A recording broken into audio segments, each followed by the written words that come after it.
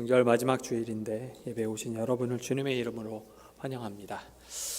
저는 명절 기간 동안 열심히 설교를 준비하면서 학교 수업도 하고 좀 바빴습니다. 오늘 본문의 말씀은 제가 탕자의 비유에 관련된 내용을 좀 해볼까 합니다. 다 알고 있는 내용인데 제가 작년부터 한번 설교를 해보고 싶었는데 한 가지 벽을 이제 만나게 돼서 그거를 좀 풀다가 올해까지 좀 시간이 걸렸던 것 같습니다. 늘 그랬던 것처럼 이렇게 성경을 보시면 예수님 곁에는 두 무리의 사람들이 이제 등장을 합니다. 한 무리는 고아와 과부, 또 죄인들이라고 할 수가 있죠. 그리고 다른 한 무리는 그 무리들, 예수님과 제자 그리고 고아와 과부들의 무리를 향해서 못마땅해 여기며 손가락질하는 사람들이라고 할 수가 있습니다. 오늘 이 본문의 말씀에도 모든 세리와 죄인들이 예수님의 말씀을 듣기 위해서 예수님의 곁으로 갔다고 얘기를 하고요. 반대편에 있는 무리, 바리새인과 서기관, 소위 종교 지도자들이 그 모습을 보면서 예수님을 향해서 한마디 하죠. 그 얘기를 좀 풀으면 아마 이런 것 같아요. 쟤는 또 예수님을 향해서 하는 겁니다. 쟤는 또 죄인들과 함께 뒹굴고 있다. 대부분의 예수님이 등장하는 장면을 보면 이렇게 두 무리가 항상 등장을 합니다. 제가 설교를 준비하면서 한 가지 목적을 이제 기준을 잡았는데 오늘 이 설교를 들을 때 약간 마음이 불편해 하신다면 제가 설교를 좀 잘 준비했다라고 할 수 있을 것 같아요. 왜냐하면 여러분 여기 나와 있는 세리와 죄인들을 우리식대로 표현을 하자면 먼저 이런 겁니다. 세리는 우리식대로 표현하면 일본 앞잡이라고 할 수 있어요. 유대인이면서 로마의 앞잡이 역할을 했던 게 세리였고요. 죄인들은 고아와 과부인데 이걸 요즘으로 바꾼다면 국가의 보조금을 받으면서 살아가지만 어떠한 소망도 갖지 않고 먼저 무언가를 갖고 있는 사람들 향해서 불만을 표시하는 사람들이라고 할 수 있습니다. 반면에 바리새인과 서기관들은 3대 4대가 예배를 온전히 드리면서 그리고 크게 성공한 사람들은 아니지만 어느 정도 중상층이라고 할 수 있는, 그래서 대학도 가고 또 살아가는데 큰 문제가 없는 우리들을 가리킵니다. 왜 그런지 본문의 말씀을 조금 더 살펴보면서 이야기를 해볼까 합니다. 바리새인과 서기관들이 예수님을 향해서 한마디를 했을 때 예수님이 일어나서 그 유명한 세 가지 비유를 말씀하시죠. 첫 번째는 잃어버린 양을 찾으러 가서 다시 찾아오는 거고요. 두 번째는 잃어버린 동전을 찾으러 가서 다시 찾는 것. 그리고 마지막은 둘째 아들이 돌아옴으로써 기뻐하는 내용입니다. 세 번째, 둘째 아들이 돌아오는 내용을 두고 통상 우리가 탕자의 비유라고 이야기를 하죠. 이 이야기를 조금 더 한번 구체적으로 살펴볼까 합니다. 예수님은 일어나서 이제 세 번째 비유를 말씀하실 때 이런 얘기를 하시는 거죠. 어느 마을에 존경받는 아버지가 두 아들을 데리고 있었습니다. 그런데 하루는 둘째 아들이 살아있는 아버지를 향해서 아버지가 죽으면 내가 받게 될 유산을 지금 땡겨서 달라고 이야기를 합니다. 굉장히 불효막심한 이야기죠. 네, 아버지는 어떤 이유도 묻지 않고 아들에게 유산을 줍니다. 제가 찾아보니까요, 보통 아버지의 유산은 땅과 연결이 돼 있고요, 땅이 얼마나 큰가 연결이 돼 있고 그 땅의 크기가 아버지의 사회적 신분 위치를 나타낸다고 합니다.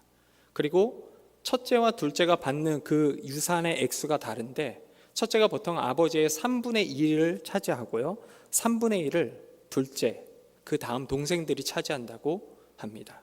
그러니까 아버지는 지금 자기 사회적 지위라고 할 수 있는 것 혹은 자기 자신이라고 할 수 있는 부분의 3분의 1을 뚝 잘라서 막내에게 준 거죠. 그리고 막내는 이것을 가지고 갑니다. 그리고 우리가 잘 알고 있는 것처럼 이걸 허랑방탕하게 다 써버립니다. 결국엔 유산이 없자 그는 들판에 있는 돼지떼들과 함께 뒹굴다가 문득 이런 생각을 합니다. 아버지 집으로 돌아가야겠다. 그런데 아들이 아니라 내가 종으로서 돌아가야겠다라는 생각을 하고 아버지께로 돌아갑니다. 둘째 아들이 돌아온다는 소식에 아버지는 한참을 뛰어가서 그 아들을 안고 새 옷을 입히고 반지를 끼우고 살찐 송아지를 잡아서 축제를 엽니다. 분명히 둘째 아들은 아버지 저는 이제 아들이 아니라 종입니다라고 얘기를 하려고 했을 거예요. 그런데 아버지는 그 말을 듣기도 전에 이 아들의 신분을 아들로서 다시 복귀를 시킵니다. 여러분, 여기까지가 우리가 잘 알고 있는 탕자의 비유죠. 그래서 보통 이 이야기를 이렇게 펼쳐놓고 또는 렘브란트의 그 멋진 그림을 딱 보여주면서 되게 옛날 목사님들이 그런 얘기를 합니다. 여러분, 돌아오십시오. 여러분의 영혼이 돌아온다면 하나님께서 다 받아주실 겁니다. 미국의 폴 워셔라고 하는 목사님이 계십니다. 폴 워셔 목사님도 이 본문을 펼쳐놓고 너가 어디서 무엇을 했든지 어떻게 살아왔든지 전혀 중요하지 않다. 그저 돌아오렴. 이 이야기를 굉장히 많이 강조를 합니다. 그리고 제 기억으로도 몇 가지 기억나는 게 있는데, 통상 예전에 부흥 강사님들 설교를 마칠 때쯤 그런 얘기를 하시죠. 이 시간 예배에 처음 오신 분이 있다면 자리에서 일어나 주십시오. 아니면 손을 들어 주십시오. 아니면 교회에 처음 나오신 분들, 아니면 지금까지 교회를 다녔지만 예수님이 어떤 분인지 몰랐다가 이제 다시 알게 되신 분이 있다면 손을 들어 주시고 일어나 주십시오 하면서 마지막에 우리가 이제 축복기도 했던 그런 기억이 저한테 아직 남아 있습니다. 여담이지만 여러분, 이게 침례교 전통이라고 합니다. 제가 직접 이제 침례교 목사님한테 들었는데, 그리고 이제 외국에 있는 침례교 목사님한테도 친구 목사님한테 물어보니까 침례교 전통 중 하나가 마지막에 자기 의지로 결단하는 시간을 꼭 갖는다고 합니다. 그래서 아마 그 미국 같은 경우에 침례교가 많지 않습니까? 그래서 영상을 보면 마지막에 항상 꼭 일어나서 이렇게 서로 손잡고 축하를 해주는 것 같아요. 예수님을 믿는 것 때문에. 자, 그런데 제가 이 말씀을 준비하다가 한 가지 벽을 이제 만나게 되었었거든요. 한 1년 전에 이 말씀을 좀 설교를 하고 싶어서 준비를 하다가 한 가지 벽을 만나게 됐는데, 그게 뭐냐면 지금 둘째 아들이 아버지께 돌아가는데 문제가 하나님께서 둘째 아들을 불렀다는 내용이 없습니다. 그리고 복음 전도자를 통해서도 둘째 아들에게 복음을 전해서 그래, 아버지 집으로 돌아가는 게 맞구나 하는 표현이 없어요. 둘째 아들은 지금 인생의 바닥을 쳤을 때 여기가 아니고 아버지 집인가 보다 자기 의지로 결단해서 돌아갑니다. 자, 여러분, 우리는 하나님의 절대 주권을 강조하고 하나님의 은혜를 고백합니다. 맞죠? 우리는 어떤 의지라기보다는 하나님의 부르심이 없이는 우리가 하나님께 나아갈 수 없다는 것을 고백해요. 그래서 우리를 가리켜서 보통 개혁교회 혹은 개혁교회 장로교라고 얘기를 하죠. 그런데 복음주의라고 하는 이 넓은 영역, 기독교 안에는 아르미니우스나 아니면 감리교 창시자라고 할 수 있는 존 웨슬리를 따라서 인간의 의지를 강조하는 복음주의 교회들, 교파들이 있습니다. 근데 그 교파들이 꼭 질문을 해요. 여기 보면 탕자는 어떠한 하나님의 복음의 소리를 들은 적이 없다. 본인이 의지로 결정하고 갔다라고 얘기를 해요. 제가 이 부분을 이렇게 직업병이기도 한데 이렇게 본문을 딱 보다가 여기서 딱 멈춰진 거죠. 이걸 어떻게 풀어야 될까? 근데 참 하나님의 섭리가 특이한 게, 설교를 준비하다가 이 부분에서 멈춰서 고민하고 있을 때 이거 안 되겠다라고 해서 내려놨고 한 일주일 뒤에 친구들을 이제 만나게 됐는데, 제 주변에는 종교개혁 이후에 이렇게 나타났던 루터파, 또 감리교, 성결교 이 목사님들이 다 계시거든요. 근데 그 모임에 이렇게 잠깐 가게 됐는데 친하니까 이제 질문을 한 거죠. 감리교 목사님이 저한테 그러는 거예요. 여기 보면은 탕자를 부른 이유가 없는데 목사님은 어떻게 설명을 하시겠습니까?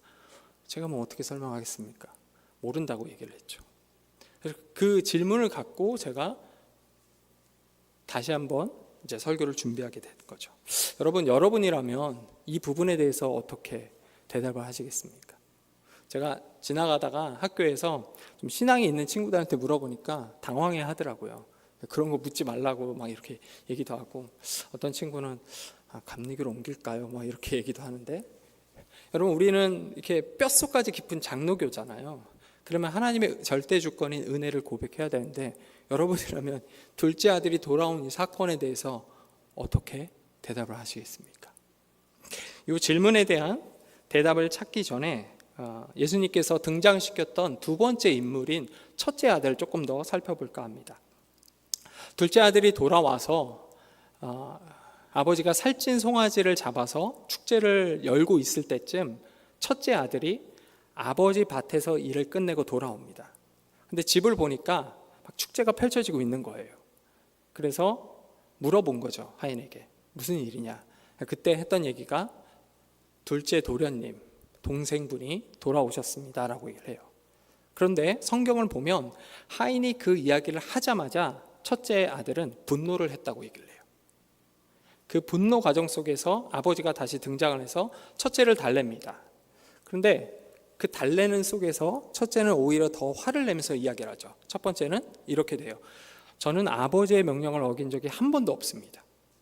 두 번째, 그런 저에게 아버지는 염소 새끼 한 마리 준 적이 없습니다. 세 번째, 그런데 아버지는 이 아들에게, 표현이 이렇게 돼요. 이 아들에게는 살찐 송아지를 주셨습니다. 그렇게 분노를 펼치자 아버지는 이렇게 얘기하시죠. 야, 사실 내게 네 거 아니냐. 그런데 첫째 아들은 거기에 대해서 반응을 하지 않습니다. 예수님도 이 비유의 이야기를 첫째가 축제에 다시 들어갔다라고 얘기하지 않고 그냥 미완결로 끝내버립니다. 여러분, 첫째가 왜 화가 났을까요? 그냥 얼핏 보기에는 둘째가 다시 돌아왔고 종이 아니라 아들로서 신분이 여전히 유지되니까 나중에 자기 유산 가운데 또 하나의 일부가 둘째한테 뺏길까봐, 뺏기는 건 당연하니까 화가 났을 수도 있어요. 근데 과연 그것 때문에 화가 났을까요? 우리 이제 두 가지 질문을 이제 갖게 됩니다. 둘째 아들이 어떤 하나님의 부르심이나 은혜 없이 돌아온 것, 그리고 첫째가 왜 화가 났는지. 사실 제가 요까지 묵상을 막 하다가 대답을 잘 못 찾았습니다. 요번에 설교를 준비하는데 한 달 정도 제가 미리 이제 일부러 이 본문을 설교하기 위해서 여러 책들을 다 봤는데도 교단과 상관없이 또 어디서 공부했는지 상관없이 이 부분을 다루지 않더라고요. 그러다가 우연히 제가 오래전에 그 유학을 하고 있었던 후배한테 받은 책이 이제 눈에 딱 들어왔습니다. 근데 이게 원설에서 제가 책장에 이제 꽂아놓고 읽질 않고 있었어요. 그러다가 이제 설교를 준비해야 되는데 이게 같은 본문이구나 해갖고 이제 읽게 되는데 책 제목이 탕부 하나님입니다. 팀 켈러 목사님의 탕부 하나님이에요. 하필이면 제가 원서가 없어서 원서만 갖고 있어갖고 울며 겨자 먹기식으로 이제 서론하고 1장을 보는데 거기에 팀 켈러 목사님이 직접적인 대답은 아니지만 간접적인 대답으로 여기에 대한 질문을 펼치고 있습니다. 정답과 관련해서 팀 켈러 목사님이 이런 질문을 하세요. 둘째가 돌아온 것에 대해서 이런 얘기를 하십니다. 둘째가 만약에 문제를 일으키고 집을 나갔다면 누가 데리러 가는 게 맞냐? 여러분, 고대 사회에서 아주 옛날에 둘째, 셋째, 막내가 문제를 일으키거나 아니면 그 문제를 해결해야 되는 상황이 올 때 누가 나서죠? 첫째죠. 예전에 드라마 가운데 육남매라는 것도 있었고 또 그 시대 이제 살았던 우리 권사님, 장로님들도 계신데 옛날에는 대가족이었습니다. 그러면 아기가 갓 태어났을 때는 엄마가 등에 업고 키우잖아요. 근데 아이가 어느 정도 자라면 그 아이를 누가 키우죠? 바로 위에 있는 언니, 오빠, 형들이 키워요. 하지만 문제가 일어났을 때, 큰 문제가 일어났을 때는 누가 나서죠? 첫째가 나섭니다. 저도 아직도 기억나는 몇 가지 사건이나 아니면 어머니 친구분들이 얘기했던 이야기들이 기억나는데 부모님들이 밭에 일하러 갔고 자녀들이 국민학교죠. 다니다가 혹시 문제가 생기면 누가 대신해서 갔냐면 첫째가 부모님을 대신해서 갔다고 해요. 그리고 선생님은 아무런 질문도 하지 않고 너가 부모님 대신 부모님 역할을 하는구나 하면서 공지사항들을 다 알려줬다고 합니다. 그러니까 팀 켈러 목사님은 그런 얘기를 하는 거죠. 읽기 방식을 다르게 봐야 되는데 둘째가 돌아온 것에 대해서 먼저 가져야 할 생각은 첫째가 왜 나서지 않았느냐는 겁니다. 여러분, 예수님이 지금 비유로서 얘기를 하는데 두 무리를 향해서 얘기를 하고 있어요. 한 무리는 둘째를 나타내는 겁니다. 고아와 과부죠. 다른 한 무리는 기득권자들입니다. 먼저 믿은 사람들이에요. 예수님은 이 비유를 통해서 자기를 향해서 왜 죄인들과 함께 하느냐라는 그 바리새인과 기득권자들을 향해서 얘기하는 거죠. 너희가 첫째인데 왜 둘째를 돌보지 않았느냐? 얼마 전 그 뉴스를 보니까 평택이었던 것 같은데 아직 지문 등록도 되지 않은 그 어린 여자아이가 울면서 오빠를 찾았어요. 근데 편의점에 있는 그 어떤 부부에게 가갖고 오빠 좀 찾아달라고 이렇게 얘기를 했고요. 그러자 편의점 앞에서 이제 서성했던 그 부부가 아이를 달래면서 이제 경찰에게 인도를 했습니다. 경찰이 이제 신원 조회를 하려고 하는데 너무 어리다 보니까 지문 등록도 안 돼 있었고 찾을 수가 없는 거예요, 집을. 그래갖고 경찰이 그 아이를 태우고 아이가 왔던 그 길을 물어가면서 계속 이제 돕니다. 돌다가 어떤 남자아이가 막 울고 있는 거예요. 그걸 딱 보자마자 여자아이가 오빠다라고 하는 거예요. 그래서 문을 열고 이제 태웠는데 둘이 이제 이산가족 삼봉처럼 막 얼싸안고 막 울더라고요. 그래서 끝났나 싶은데 두 아이가 타면서 또 한 명의 아이가 타요. 보니까 애도 초등학교 한 2학년, 3학년밖에 안 됐어요. 근데 이 아이가 어떻게 하냐면 전화를 해요. 그리고 부모님에게 얘기를 하더라고요. 동생 찾았다고. 누가 한 거죠? 첫째가 한 거죠. 오늘 본문의 말씀은 예수님께서 우리에게 그 얘기를 하고 계시는 거죠. 너희가 첫째다. 그래서 너희가 둘째와 같은 상황에 있는 사람들을 찾아 나서야 된다고 얘기합니다. 동시에 첫째의 역할을 해야 했지만 하지 못했던 당시 기득권자들을 향해서 너희는 실패했다라고 해요. 그러면서 은연중에 이 얘기를 하는 거죠. 누가 진짜 첫째일까? 여러분 누굴까요? 예수님이죠. 예수님이에요. 예수님께서는 두 부류의 사람들을 가리켜서 둘 다 실패했고 둘 다 나를 각자의 방식으로 떠났다. 그런데 다시 돌아올 수 있는 방법은 직접 누가 찾아가서 데려오는 건데 그 역할을 하는 사람은 예수님이고 그래서 너에게 예수님이 필요하다라는 얘기를 합니다.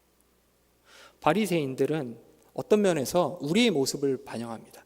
우리도 과거에는 둘째와 같았습니다. 하나님을 모르고 살아갔죠.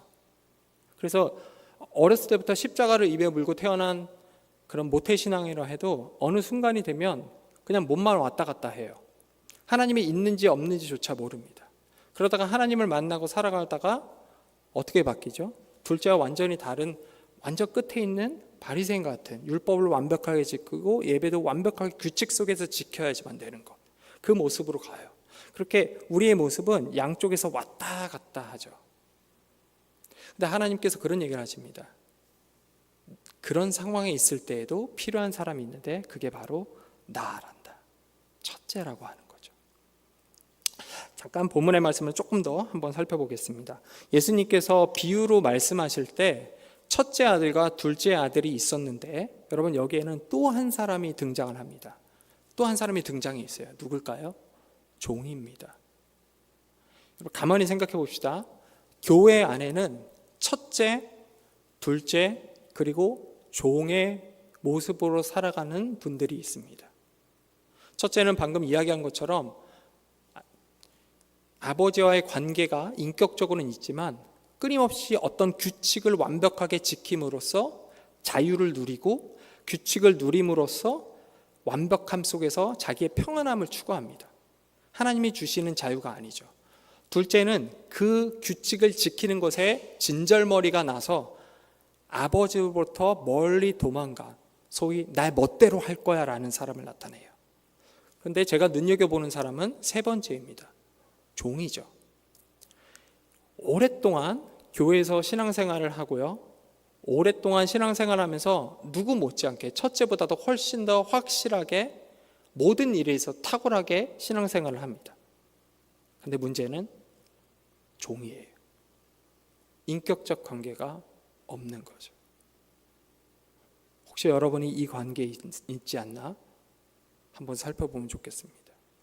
저도 말씀을 준비하면서 내가 과거에는 둘째와 같았는데 어느 순간은 첫째의 모습도 있었구나. 그래도 감사한 것은 나와 하나님과의 관계는 종은 아니구나.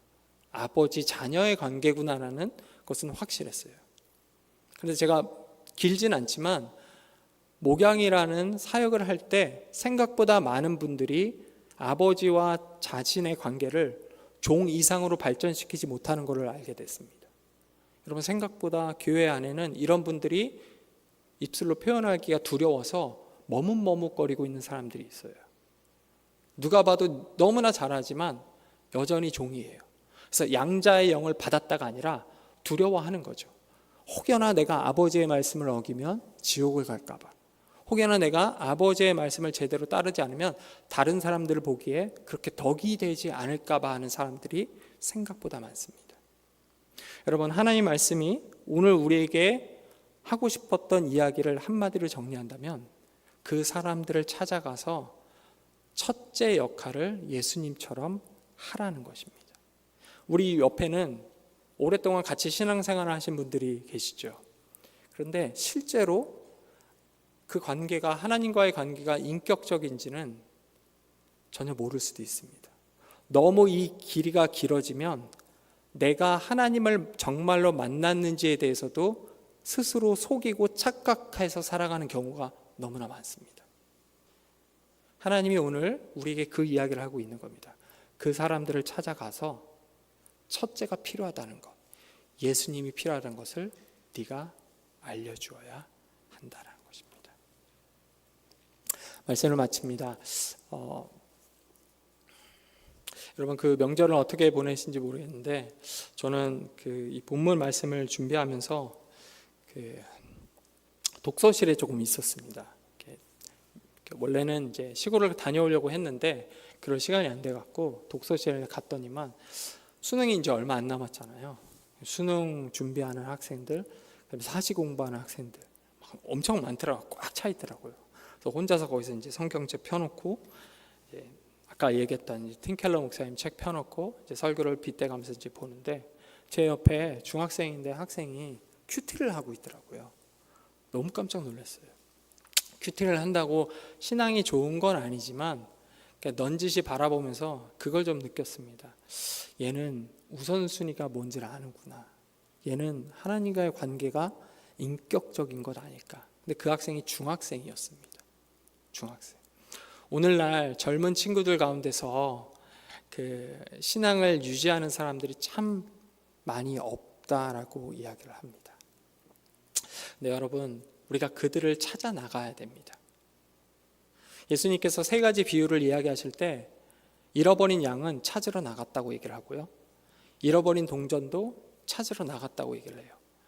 근데 유일하게 둘째 아들은 그 얘기를 하지 않습니다. 왜 그런가 이제 고민을 해봤는데 아마 우리에게 숙제를 주실 것 같아요. 그들이 더 이상 잃어버리지 않을 존재가 되도록 너희가 먼저 찾아가라 라는 겁니다.